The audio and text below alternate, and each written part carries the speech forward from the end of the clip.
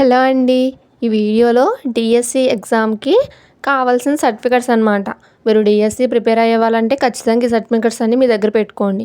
ఎందుకంటే ఈ సర్టిఫికేట్స్ అన్నీ అడుగుతారు. సో, ముందు మీరు పెట్టుకుంటే బెటర్ అండి. లేకపోతే మళ్ళీ స్టడీ స్టార్ట్ చేశాక మళ్ళీ సర్టిఫికేట్స్ అంటే అటు పరిగెట్టి, ఇటు పరిగెట్టి చదువుని ఆపేసి చాలా ఇబ్బంది పడతారండి. సో, 45 డేస్ అంటున్నాడు. ఒకవేళ 50 డేస్ మనకు చెప్పలేము. టైం కూడా తక్కువ ఇచ్చినప్పుడు ఈ సర్టిఫికేట్స్ అన్నీ మీరు గ్యాదర్ చేసుకోవడం కష్టమవుతుందండి. సో, ఇప్పటి నుంచి మీరు అప్లై చేసుకున్నట్లయితే ఆ టైంకి మీకు వచ్చేస్తాయన్నమాట. సో, ఈ వీకెండ్‌లో అప్లై చేసుకోవడానికి ట్రై చేయండి. సో, ఏమేం కావాలన్నది ఈ వీడియోలో చెప్దాం. ఒకవేళ ఆ సర్టిఫికేట్ మీ దగ్గర లేకపోతే దానికి ఇంకోటి ఏం తీసుకోవచ్చో కూడా ఈ వీడియోలో క్లియర్‌గా మీకు చెప్తానండి. సో, ఇక మనం చూసినట్లయితే ముందుగా 10th క్లాస్ మెమో అండి. అంటే ఎస్ఎస్‌సి మెమో ఒకటి ఉండాలి. అది బీఈడీ అయినా అలాగే డీఈడీ అయినా సరే ఎవరికైనా 10th క్లాస్ మెమో అనేది కామన్ అండి. నెక్స్ట్ ఇంటర్ మెమో ఉండాలండి. తర్వాత ఓన్లీ ఇంటర్ ఎవరికంటే డీఎడ్ అంటే టీటీసీ చేసిన వాళ్ళకి ఇంటర్ అండి. అలా కాకుండా బీఈడీ చేసిన వాళ్ళకైతే డిగ్రీ సర్టిఫికేట్ ఉండాలి.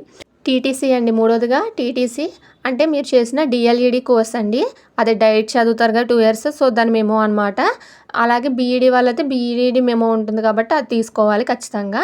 నెక్స్ట్ టెట్ మార్క్స్ అండి. మీకు ఏది హైయెస్ట్ మార్క్స్ అయితే అదే మీకు విజిబుల్ అవుతాయన్నమాట. ఇప్పుడు కూడా వెబ్సైట్‌లో ఉన్నాయి. సో, మీరు ఒకవేళ ఎవరు డౌన్లోడ్ చేసుకోకపోతే ఒకవేళ మీరు ఒక స్క్రీన్‌షాట్ తీసుకున్నా గానీ మీరు రేపు అప్లై చేసేటప్పుడు ఆ హాల్ టికెట్ నెంబర్ ఉంటది కదా దాని మీద.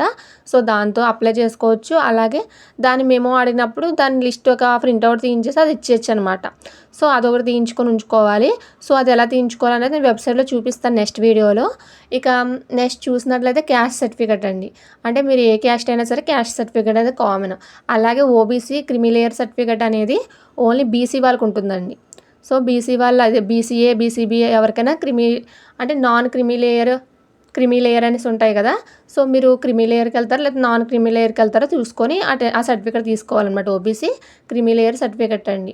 నెక్స్ట్ ఇన్కమ్ సర్టిఫికేట్ అంటే ఆదాయ సర్టిఫికేట్.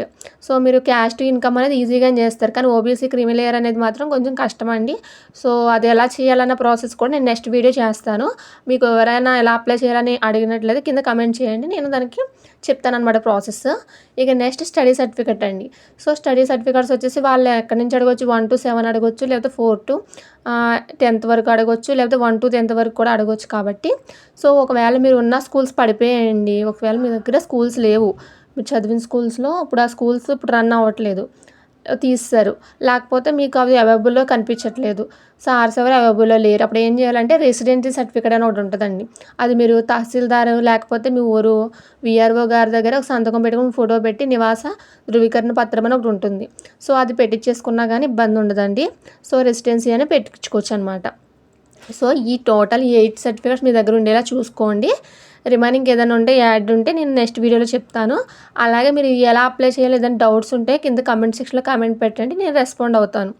ఇంకా మన ఛానల్ తరపున టెలిగ్రామ్‌లో ఫ్రీ ఎగ్జామ్ సిరీస్ జరుగుతున్నాయండి. మీకు ఇంట్రెస్ట్ ఉన్నట్లయితే అందులో జాయిన్ అవ్వండి. కింద లింక్స్ ఇస్తాను. టెలిగ్రామ్ అలాగే వాట్సాప్ ఛానల్ లింక్స్.